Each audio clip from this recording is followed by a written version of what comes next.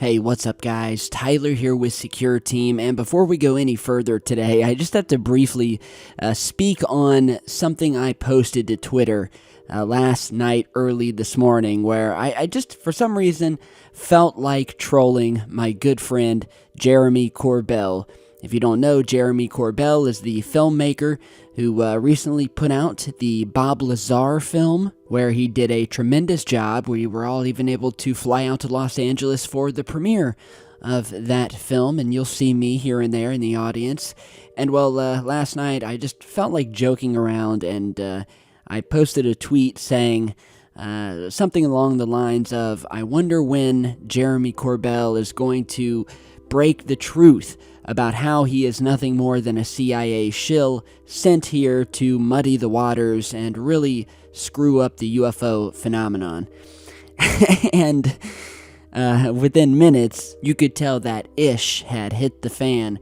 And afterwards, I quickly said, just kidding, my friend, because it was a joke. It's a long-standing joke in this field. No matter what type of researcher you are, you're always going to get hit at least once a day by someone asking you, hey, when are you going to reveal that you're nothing more than a CIA shill and not a real researcher? So I thought it was funny, and just wanted to say nothing but the best intentions for my friend Jeremy Corbell, who's doing a phenomenal job. Guy never stops working, never stops putting out new films and art, and I'm anxiously awaiting what he puts out next. So, Jeremy, my man, you know I had to troll you. I gotta troll you every once in a great while. Keep you on your toes, alright? So, with that news out of the way, and that there indeed is no beef between me and Jeremy Corbell, what is very awesome that I want to talk about today, well, happened just as I was flipping through my local news when I came upon Tucker Carlson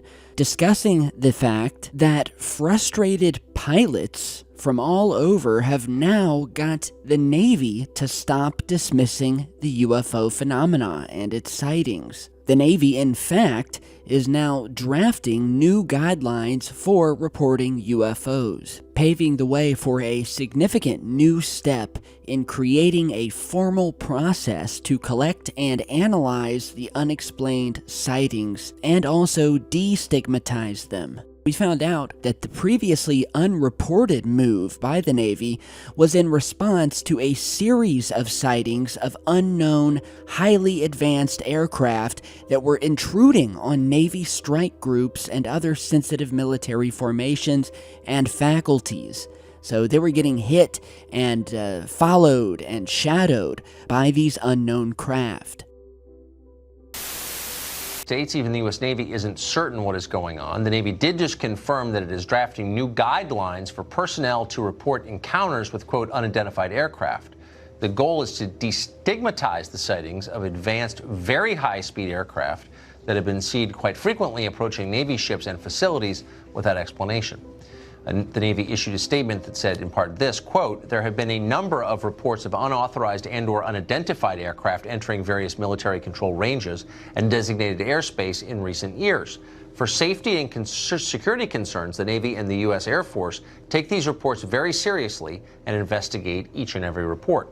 As part of this effort, the Navy is updating and formalizing the process by which reports of any such suspected incursions can be made to the cognizant authorities, unquote. Chris Mellon is a former Pentagon intelligence official. He is closely involved in the History Channel's upcoming 6-part series, Unidentified, Inside America's UFO Investigation. He joins us tonight. Chris, thanks very much for coming on.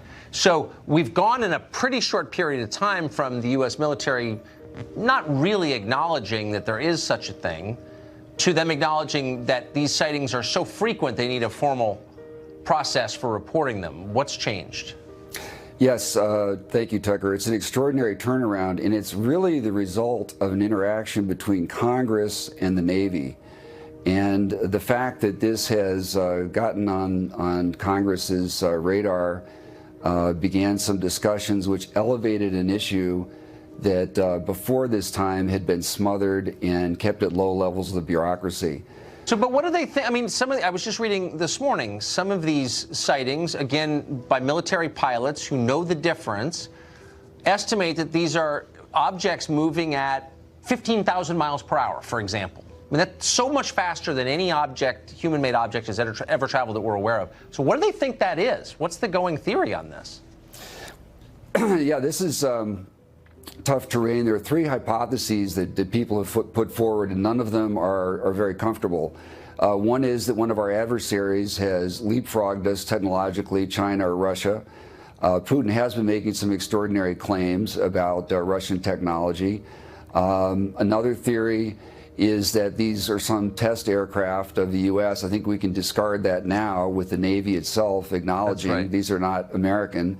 And the third popular theory, of course, is that these may be from some civilization elsewhere beyond our solar system. And none of these theories are very comfortable to contemplate, but we have to look at facts and derive theories from facts, not start with theories and disrule or rule out facts. So there you guys have it. That's just a small snippet of what occurred just earlier tonight on Tucker Carlson, which I had just happened to stumble across, and I said, man, I'm going to post a video about this. But it just goes to show once again something I've been saying for years now, because I've dealt with countless pilots who have come to me after having exhausted any other means for them to get their information out, to get their story out, how they have been visualizing these unknown objects that in some cases we shadow them, and at other times they shadow us, they chase us. Many of them flying at 15,000, 20,000 miles per hour, dive bombing from 60,000 feet high down to just 5 feet above sea level, almost playing chicken with these aircraft carriers out on the ocean. I'm definitely happy that the Navy is taking this much more seriously and that they are going to streamline a much better way, a much more serious way for people to report their own UFO sightings and for pilots to report their sightings rather than to simply tell their pilots to keep their mouths shut, which is what they've done for years now. And so, yeah, it's exciting news.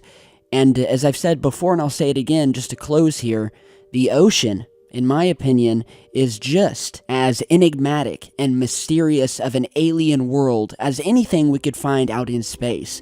We have an alien world right here on our planet, a massive body of water of which only 10% humans have actually discovered or dove down in and attempted to map out and just see what's down there. So that leaves 90% of our oceans that have never been touched by a human, have never been investigated. We don't know what's down there or what could be down there. And that brings me lastly to a film that I posted this about on Twitter last night. I had woken up in the middle of the night, like I always do, because I have insomnia and I hardly ever sleep.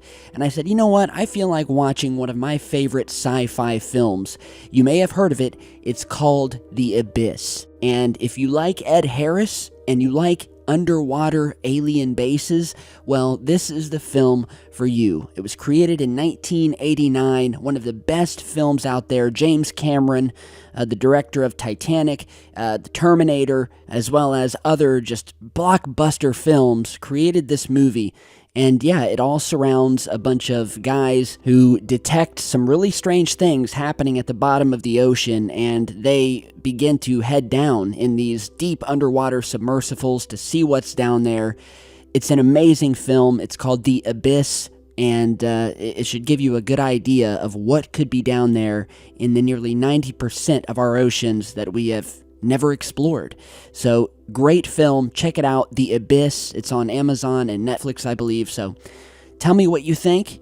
One thing I will say is that you can never take the Navy or the government's word as gospel.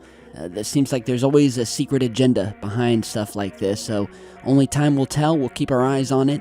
But in the meantime, tell me what you all think. Check out that movie if you're bored.